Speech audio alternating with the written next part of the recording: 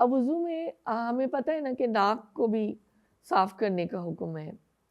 تو ناک جھاڑنا اس طرح سے کہا جاتا ہے۔ اور اگر ہم اردو زبان میں بھی دیکھیں تو ناک کہتے ہیں نا اس کی بڑی ناک ہے،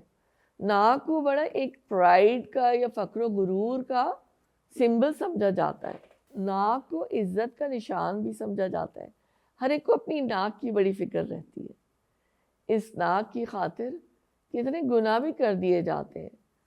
تو وضو میں ناک میں پانی ڈال کر ناک کو جھاڑنا یا ناک کو صاف کرنا،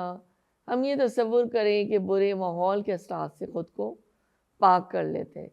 یعنی یہ جو ایک سمبلائز کیا گیا ہے نا، اس کو ذہن میں رکھتے ہوئے ہمیں کسی کی وجہ سے یا کسی پیئر پریشر گروپ یا کسی رسم و رواج کے خاطر کوئی بھی گناہ نہیں کرنا، اور اللہ سے پچھلے گناہوں کی وجہ سے توبہ اور استغفار بھی طلب کرنی ہے۔